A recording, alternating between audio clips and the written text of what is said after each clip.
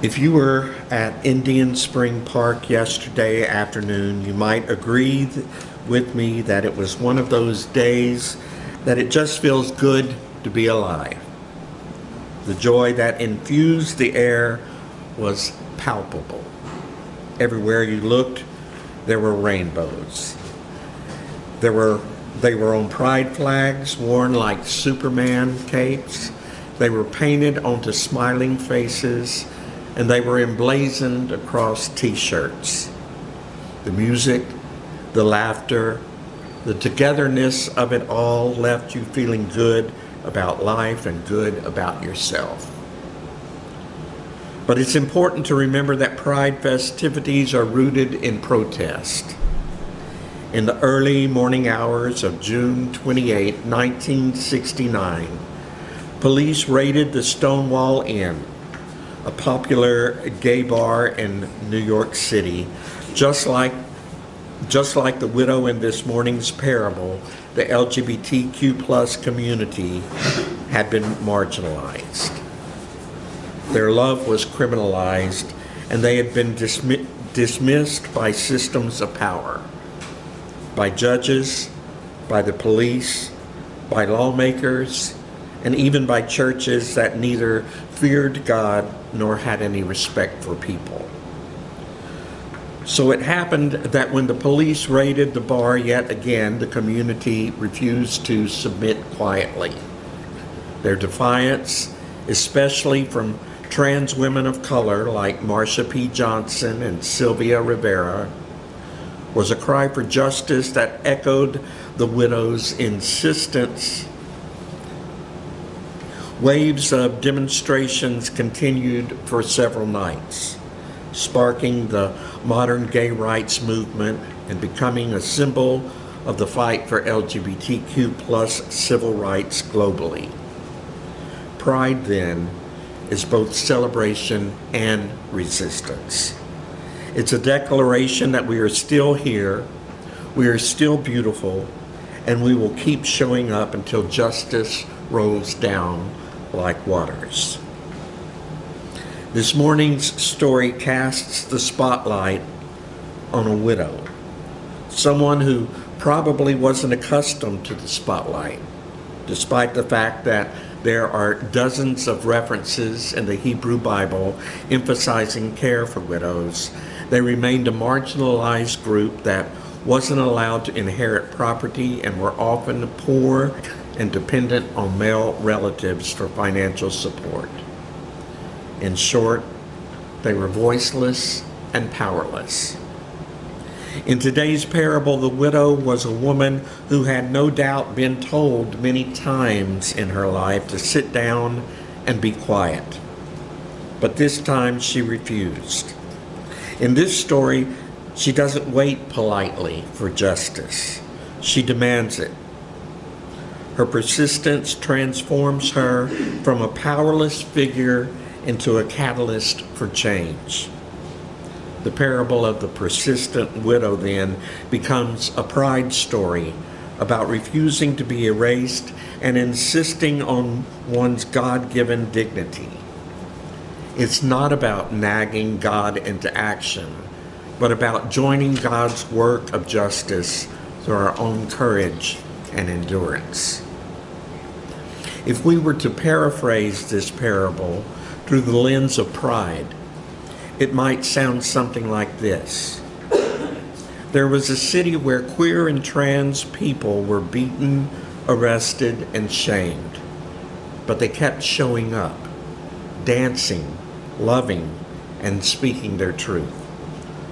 For a while, the powers ignored them, but because they would not stop, the world began to change. The parable becomes a study in contrasts, though, when we are introduced to the judge, someone whom we are told neither feared God nor had respect for people. The first century audience would have lumped him and his kind in with the wealthy absentee landowners of their day who leased their land to peasants, causing many farmers to fall into debt and leading to the loss of their ancestral land. The judge would have been lumped in with the elite of the Roman Empire, whom they would have seen as the root cause of all their troubles. When Jesus described the judge as someone who neither feared God nor had respect for people, the judge would have been seen as the face of systems that simply don't care about others. But even though the widow was traditionally thought of as voiceless and without power, in this story, she kept showing up day after day and demanding justice. Her persistence becomes her superpower. She embodies what pride has always embodied: faithful resistance.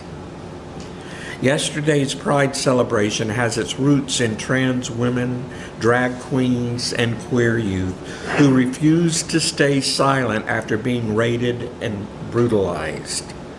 Like the widow, they kept showing up until the world began to listen. The persistence of LGBTQ plus people is sacred and holy. It's the image of God enduring in the face of rejection. The Pride Festival then becomes a public parable. It's a living, breathing example of the gospel in action. It is joy as resistance, love as protest, and visibility as faithfulness. When I speak of faith and faithfulness, I'm not talking about perfect belief. I'm talking about persistent love, the kind that refuses to walk away from the fight for justice.